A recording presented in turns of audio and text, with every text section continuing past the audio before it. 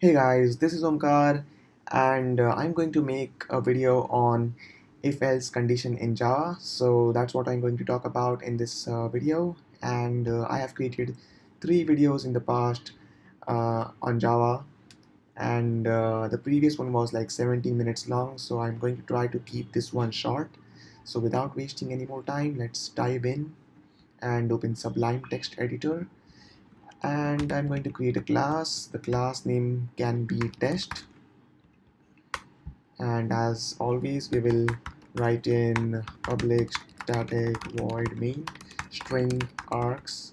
This is something that you have to write in blindly for at least some time till you get to a point where you understand each of these keywords.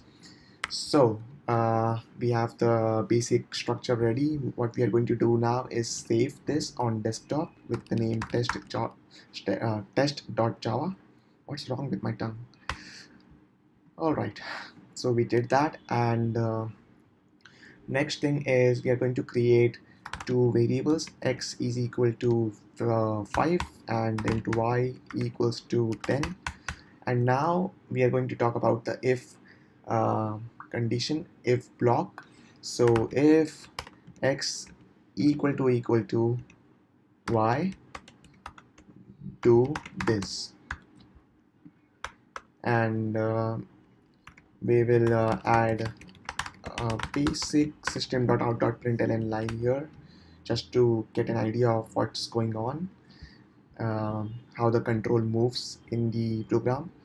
So let's add this is the last line, and let's add a line here which says this line is inside of if statement.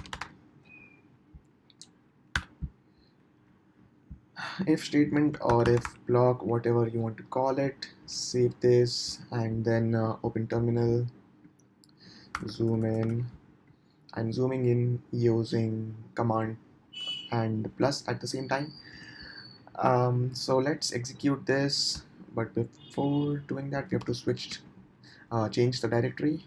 Cd means change directory to desktop, and once we do that we will java c space test.java. It will execute the command and create a test.class file.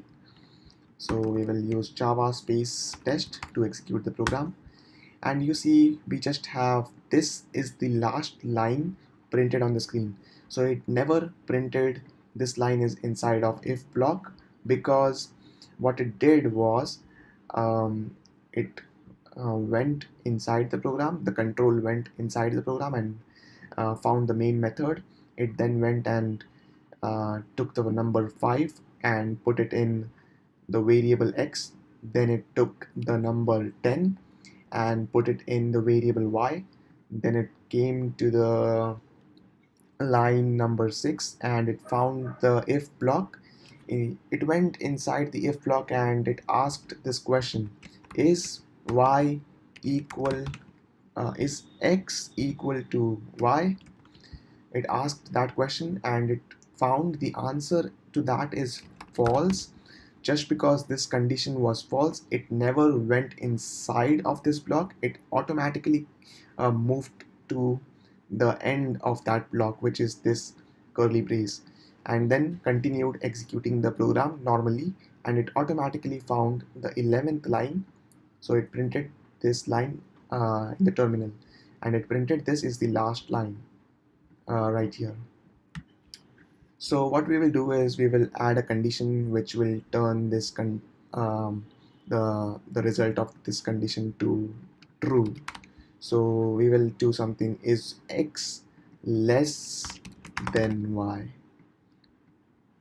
And just because x is 5, y is 10, x is obviously less than y, so this should execute this time. So I'm going to save, go back, compile, execute, and you see this line is inside of if block and it automatically also executes. This is the last line, so both the lines are executed, and there was no line break here because I did not add the ln part in this print statement. So I added that now, saved it, going back, compiling, running, and you see there's a line break now. So that was the if statement. If automatically checks the condition and then executes anything inside of the if block. If there is the condition, if this condition returns true, then only it will execute whatever is inside of the if block. And if this condition is not true, it will automatically exit the if block and execute anything normally in the normal flow. So what if we wanted to have something uh, like what if this condition is false, and then we have another condition and that condition is false, and then we have another condition and that condition is true, something like that. What if we wanted to have something like that? So for that we have something called else statement. So we say let's say something like if x equal to 4, do this. Else if x equal to 3, do this. And if no conditions match, if no conditions match, then do this. So if x is equal to 4, do this. Just going to remove the comments. So if x is equal to 4, do this. If x is equal to 3, do this. And this should be something like x is 3, oops, x is 4, and then default condition or default line, whatever we can say. So if x is equal to 4, print x is 4 on screen. Else if x is 3, print x is 3 on screen. And if none of the conditions match, then just do this.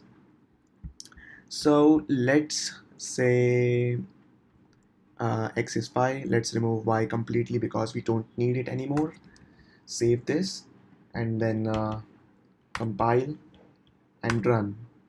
So we see the default line is printed and the last line is also printed, because the last line is something that has nothing to do with this part, and this will be executed regardless of what we do in the if else block. So what really happened here is the control came right here, and the control came right here and automatically added 5 to x variable. So x is now 5, and it checks is x equals to 4, no, x is equal to 5, so it will come here, and then it will check else, okay, is x equal to 3, no, x is equal to 5, so it will automatically exit that block as well. And then it will say, okay, else just execute this line because no other conditions was matched, no other conditions were matched. So what we will do now is change this x to 5 just to see what happens, and also change this here. Go back, compile, run. This time you see it prints x is 5, because when it comes here it says is x equal to 5 and the result is true.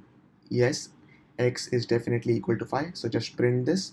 And after printing this, the whole if else block will automatically exit, and I mean the control from the if else block will automatically exit, and it will go to the line number 14 and then continue the normal flow of the program. So that is the reason it only printed x is 5, and then it automatically printed this is the last line uh, on screen. So that's it about the if-else statements in Java. I hope you learned something new, and if you have any questions, if you have any doubts about the if-else statement, if you want me to do more examples of if-else statement, let me know that in the comment section. Thanks for watching this video, and see you in the next one.